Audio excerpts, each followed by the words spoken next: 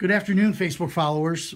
My name is Tom Lowy. I'm a reporter and columnist from the Galesburg Register-Mail, and I'm here with Sarah Willett. She's the environmental health supervisor over at the Knox County Health Department. Hi, Sarah. Hi, Tom.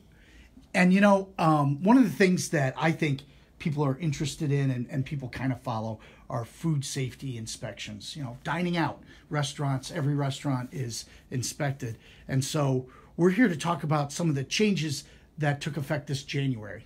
Okay.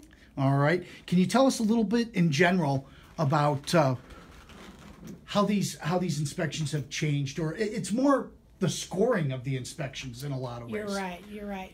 So basically, what we used to have and what we've had in the past is that when we come out to do the food safety inspection at all of the restaurants and all the facilities that we inspect, that we look at different types of violations and then we would give them a numerical score based on a 100-point scoring system. Right. When come January 1st, 2019, the state has adopted actually the 2017 version of the FDA code. And so we have kind of changed the way we do the inspections, and the numerical score has now gone away. Right. So we are still focusing on the same things when we go in to do the inspection, but there is no numerical score. So no longer does a facility get like a 95 right. or a 76 right. or so on. What we were used to growing up, in grade school was we all got a numerical score, and 90 to 100 was an A. Right. 80 to 89 was a B. Right. That's kind of gone away. So for consumers, for people who kind of pay attention to scores, explain to them how, what they're going to see. What's the product of a food safety inspection now? And I think this is really critical. I think it's really interesting and in a lot of ways more informative for people. Tell them about what they're going to see now. Okay. So the FDA code actually focuses on foodborne illness risk factors. Those are the things that can actually contribute to a foodborne illness. What we had in the past was we had three different types of violations, which were critical violations, those things that could contribute right away to a foodborne illness, like right. a temperature violation or anything like that. We had major violations, which usually were maintenance related, and then we had minor violations, which were just routine, floors, walls, and ceilings type things. The new food code actually focuses, and the terminology has changed, where instead of a critical violation, they now call them what we call a priority item violation. Right. Still the same thing. It can contribute directly to a foodborne illness. Still could be a temperature problem. It could be cleaning of a food contact surface not being up to par. It could be not having a metal stem probe thermometer to determine if you got to the right temperature when you right. were cooking a food. Things like that.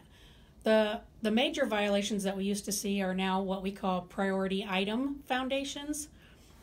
Priority foundation items. Right. Sorry, new terminology is new for right. me too. Right. Priority foundation items are, a maintenance item. It could be, the hot water heater wasn't working correctly and needs a repairman to come out and switch right. the element in it, or it could be that a spray bottle wasn't labeled correctly, or things like that. It could have a chemical in it.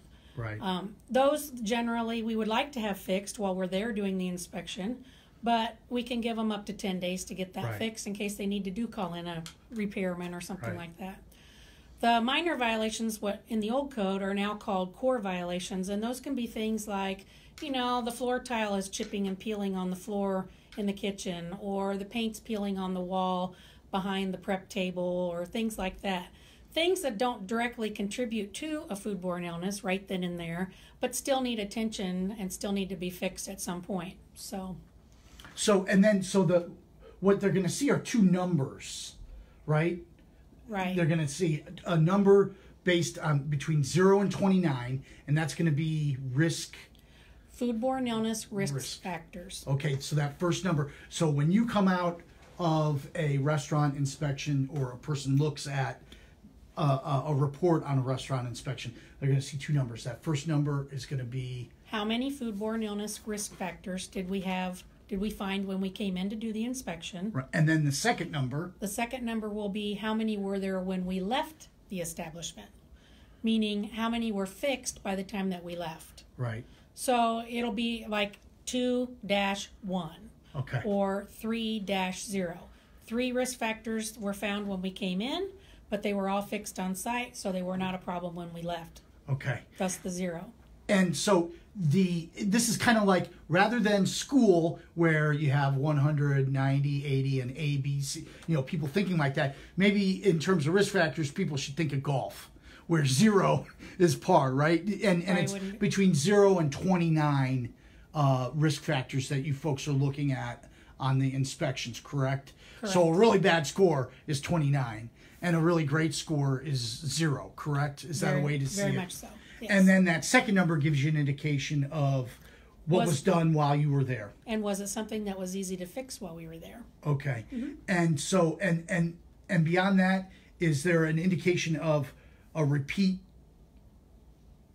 score? Or the foodborne illness risk factors can also have in them, how many of them were repeats from the last time that we did a routine inspection at that establishment. Okay. So we are still tracking that number. So each time that we go into a certain facility, one facility, each time we go in to do a routine inspection, are we seeing that we are having that same priority foodborne illness risk factor item marked on each inspection every time we go in? Is it habitual? Or do they continue to keep having that same problem? Right. It gives us a better way to monitor the education that we need to target for to try to get this risk factor from becoming a repeat from here on out. Right. We'll focus in on trying to give the establishment and the employees specific education on how to do it the right way, recommendations on how to do it the right way so that when we come in the next time, it's not necessarily a violation anymore.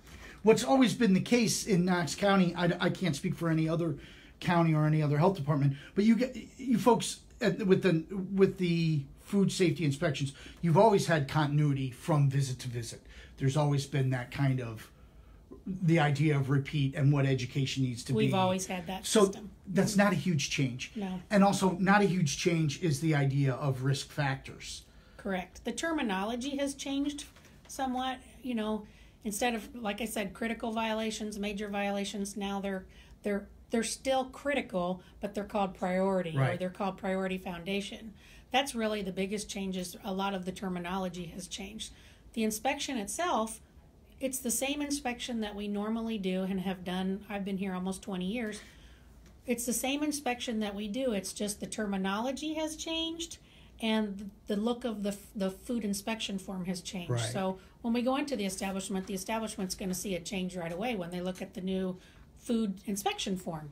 Right. So, but not to be too nervous about that, because at its core, it's the same issues. It's maybe broken down a little bit differently. Like Will pointed out to me a little bit here, before there were 13 critical violations, now there are 29. It sounds like you might be inspecting more, but you're not. You're inspecting the same things. It's simply broken down differently, like with temperature violations and things like that, correct? Correct. Each different type of temperature violation is now its own separate violation number. So you haven't added more critical issues. You've simply broken them out differently in all these cases. Very much so. So that's a point of that establishments, the owners and proprietors really don't have to be nervous. It's natural that they're nervous about it, but they really don't have to be. It's simply a different way of breaking down the evaluation that you guys have always done. That's right. Okay, great. What do you think of it so far? It's been challenging for us so far. I have, some fairly new staff. Right. And that always throws my food service facilities into kind of a whirlwind whenever they get a new inspector, because they don't really know the inspector. Sure. They don't know how to take the inspector. So that's been kind of a challenge. It's actually been more challenging for myself because I'm used to the old way that we did it. Where my new staff has been trained pretty much from day one on the new way to do it. So they assimilated in much quicker than I have, where I'm still thinking back to the old form. Sure. And they're just focusing on the new form. So I want to thank you and also Aaron Olson and Will Hayes. We're sitting with Sarah Willett, and she is the environmental health supervisor here at the Knox County Health Department. And about 10 years ago, I sat down with Will, and it must have been hours for him, and I tried to explain the food safety, everything. And it seems to be a lot easier with video and a lot easier talking directly to you. So I really want to thank you for sitting down with us today. It's a big help. Folks, we've been talking with Sarah Willett, and as I mentioned, she's the environmental health supervisor over at the Knox County Health Department, and we've been talking about the new food safety inspections, new for January 2019. Sarah, good luck. About how many food safety inspections a week or a month do you guys do? We generally do anywhere from about 50 up to about 90 food inspections a month. So busy stuff. So, and those are routine food inspections and don't include basically follow-up inspections that we would need to follow up on. Okay. Well, thank you very much. I really appreciate your time. Thank you for having me. I think this gives people a good idea of what you folks are looking at and the work product that they're going to see. Oh, good. Thank you very much. Thank you. Folks, have a great afternoon. Thanks for joining us. Have safe travels out there on those roads.